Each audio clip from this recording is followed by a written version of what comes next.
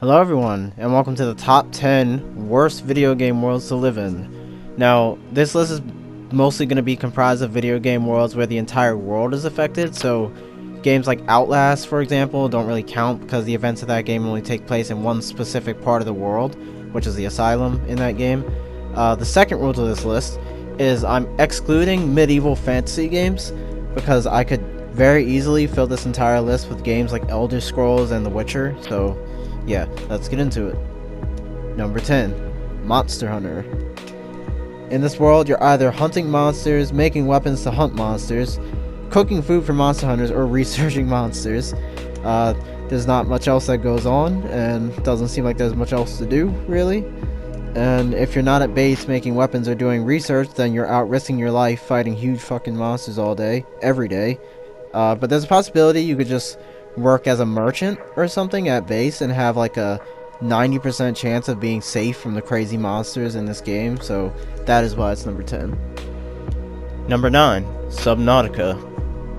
Unless you have gills, this world is almost completely uninhabitable. The planet known as 4546b is almost entirely covered in water, except for a few small islands. You can do plenty of things to keep yourself alive though, like cook fish, build a submarine, build an entire base if you want. So there's no shortage of things to help you survive on this planet, but you need the materials to build all this stuff, and the materials can be a pain in the ass to get.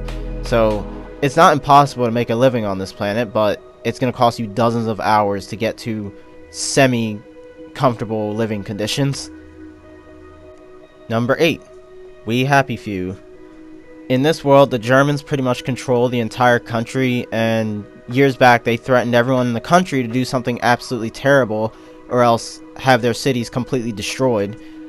This thing they did was so terrible, I'm not going to say what it was, I don't want to spoil it, so fucked up that the Germans created a drug called joy that creates artificial happiness and makes you lose unhappy memories. So they also create a mask with a smile molded onto it, which forces the wearer to smile at all times. You're forced to take and wear both of these 24/7, and if you don't, you'll likely be killed or captured and forced to take joy. And joy has some pretty negative side effects also, like short-term memory loss, super vivid, like terrifying hallucinations. There's some more, but those are the main ones. You could probably argue this world isn't that bad if you're happy and ignorant the whole time, but the side effects are pretty bad too, so no thank you. Number 7. BioShock. This game takes place in an underwater city called Rapture, completely cut off from the rest of the world, so all the horrors that plague this city will pretty much go unnoticed. There's a war between the two leaders of the city, which are Atlas and Ryan.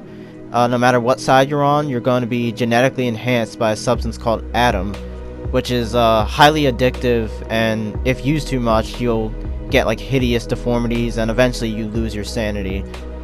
This substance was forced onto almost everyone through pheromones pumped through the air ventilation of Rapture.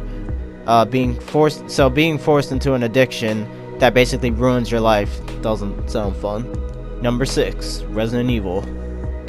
This one kind of depends on which game you're in the world of. Like, they're all in the same world, of course, but for example, like Resident Evil 2 enemies are drastically different from Resident Evil 6 enemies. And if I was to pick the absolute worst one to be in, I would have to say Resident Evil 6, because that game has so many repulsive monsters, it's kind of ridiculous. Like, some of them are like 40 feet tall, like the Ogre Men is what they're called.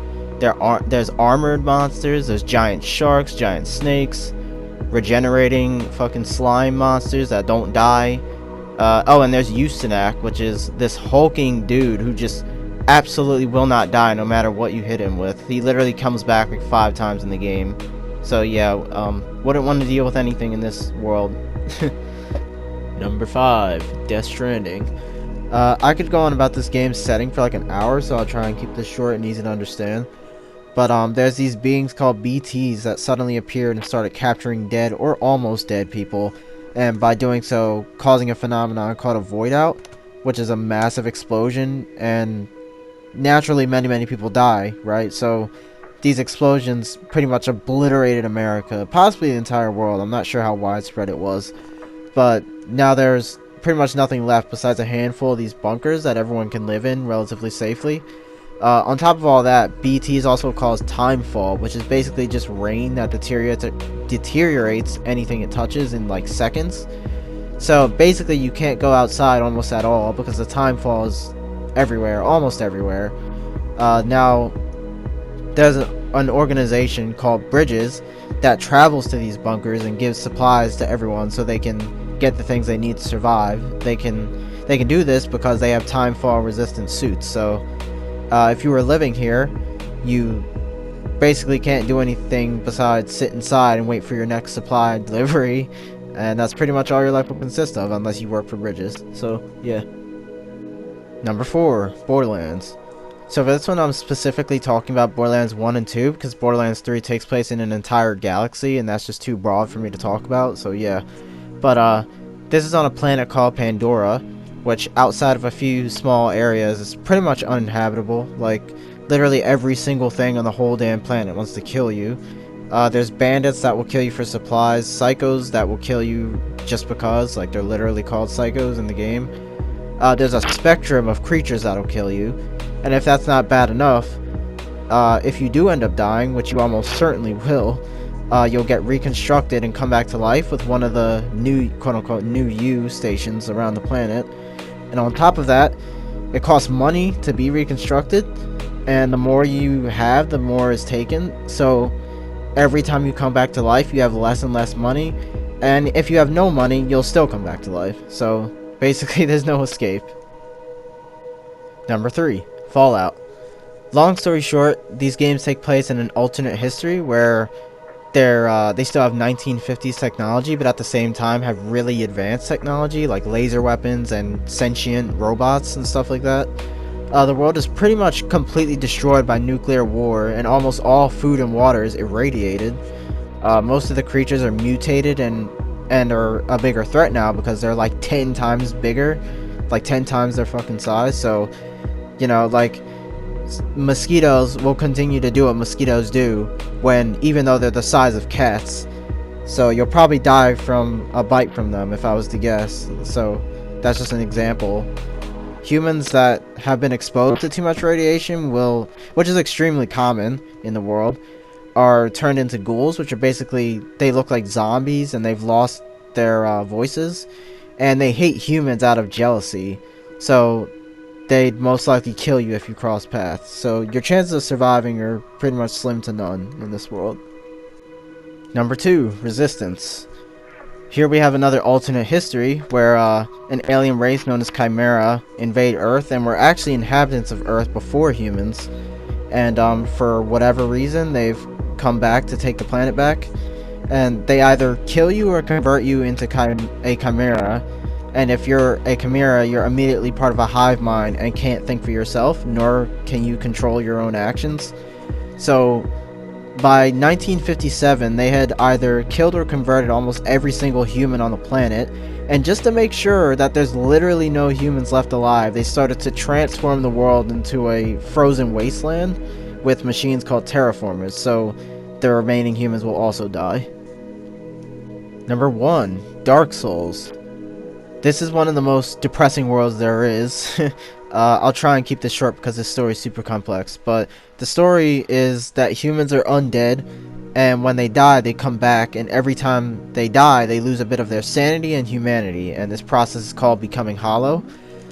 They can get more humanity by killing other humans, and the reason they are cursed to always resurrect is because there's a fire called the First Flame, and when the fire dies out, all the humanity in the world will cease to exist, causing everyone to go insane, which is called the Age of Dark in the game. So the goal is to link the First Flame, which is a ritual to extend the flame's life by sacrificing a soul powerful enough to perform the ritual. Doing this ritual extends the life of the First Flame and allows humanity to continue being a thing. And this, you know, just making this awful world slightly less awful. There's also no shortage of scary-ass creatures in this world that could kill you. So, living in this world will most likely consist of you dying constantly, while at the same time trying to kill others, until you inevitably go insane. So, yeah. So, that was the list. Hope you enjoyed. I've never done a top 10, so this is kind of an experiment for me. So if you enjoyed, please leave a like and or comment, and I'll see you guys next time. Peace.